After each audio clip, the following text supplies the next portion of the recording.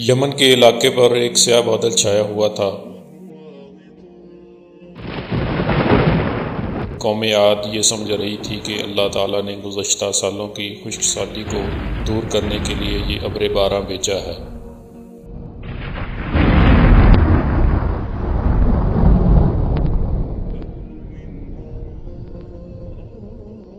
لیکن اس سیاہ ابر سے ایک سخت طوفان باد و باران قوم عاد پر ٹوٹ پڑا، جس میں اس زمانے کے پیغمبر حضرت ہود علیہ السلام کے ساتھ ان کے کچھ ساتھیوں کے سوا سب لوگ ہلاک ہو گئے۔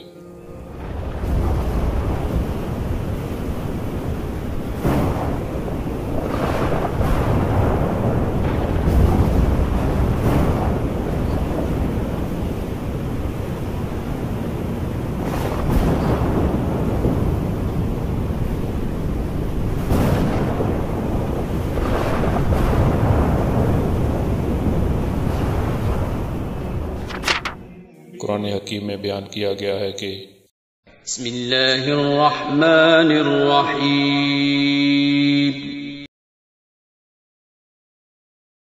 وَأَمَّا عَادٌ فَأُهْلِكُوا بِرِيحٍ صَرْصَرٍ عَاتِيَةٍ سَخَّرَهَا عَلَيْهِمْ 7 لَيَالٍ و8 أَيَّامٍ حُسُومًا فَتَرَى الْقَوْمَ فِيهَا صَرْعَىٰ كَأَنَّهُمْ أَعْجَازُ نَخْلٍ خَاوِيَةٍ فَهَلْ تَرَىٰ لَهُم مِّن بَاقِيَةٍ۔ رہے عاد تو ان کو نہایت زوردار آندھی سے تباہ کر دیا گیا۔ اللہ نے اس کو 7 رات اور 8 دن ان پر چلائے رکھا، تو اے مخاطب تو ان لوگوں کو اس میں اس طرح گرے ہوئے دیکھتا جیسے کھجوروں کے کھوکھلے تنے، پھر کیا تو ان میں سے کسی کو بھی باقی دیکھتا ہے؟ اس طرح اس قوم کی جڑ کاٹ دی گئی۔ حضرت ہود علیہ السلام کے متعلق کہا جاتا ہے کہ وہ اس طوفان باد و باران کے بعد 150 سال تک زندہ رہے۔ قوم عاد یمن میں حضر موت کے ریتلے علاقے میں آباد تھی۔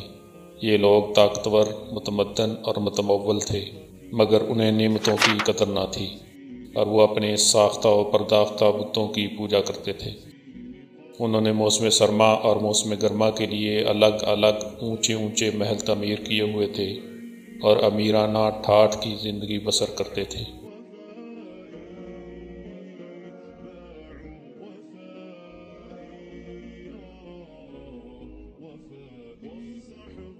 ان میں غرور اور استکبار کوٹ کوٹ کر بھرا ہوا تھا، اور وہ غریب و بے نوا افراد کو نیچ جانتے تھے۔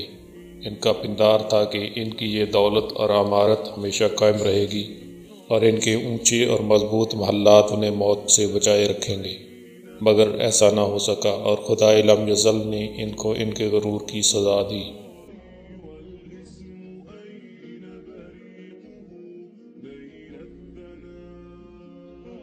حضرت ہود علیہ السلام کا تعلق اسی قوم سے تھا۔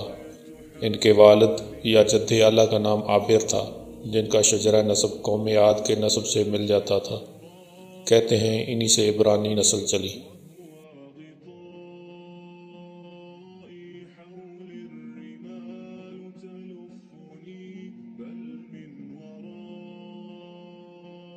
حضرت ہود علیہ السلام نے اپنی قوم کو دعوت دی کہ میں تمہارا امانت دار پیغمبر ہوں، سو تم اللہ سے ڈرو اور میری اطاعت کرو، اور میں تم سے کوئی سرا نہیں مانگتا۔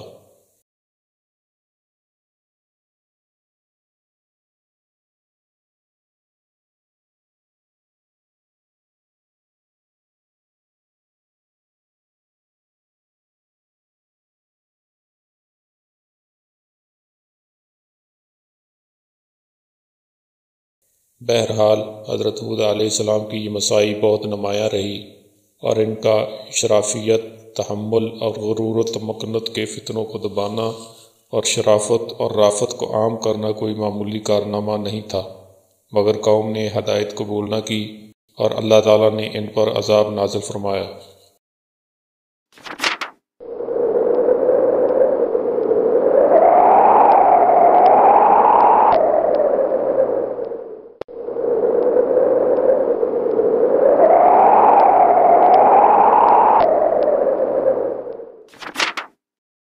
حضرت ہود علیہ السلام کی قبر کے متعلق بھی محققین کے مطابق کچھ یقین سے کہنا مشکل ہے۔ مختلف مقامات پر اس کی موجودگی بیان کی جاتی ہے۔ ایک قبر یمن میں بیر ہود سے کچھ فاصلے پر یمن سے منسوب ہے، جبکہ مشہور مسلمان سیاح ابن بطوطہ نے اپنے سفر نامے میں لکھا ہے کہ حضرت ہود علیہ السلام کی قبر مبارک جامعہ دمشق میں ہے۔ ایک اور روایت کے مطابق وہ صحن کعبہ میں دیگر 98 پیغمبروں کے ساتھ مدفون ہے۔ آثار قدیمہ کے ماہرین کی تحقیقات کے مطابق قوم عاد کے کچھ نشانات دستیاب ہوئے ہیں جن کی بنا پر ان کی تاریخی حیثیت مسلمہ ہو چکی ہے۔ 1837 میں ایک انگریزی بحری افسر جیمز آر ویلویسٹن کو حصن غراب کے مقام سے ایک کتبہ ملا ہے جس میں حضرت ہود علیہ السلام کا ذکر ہے، اور جسے حضرت ہود علیہ السلام کے متبعین کی تحریر خیال کیا گیا ہے۔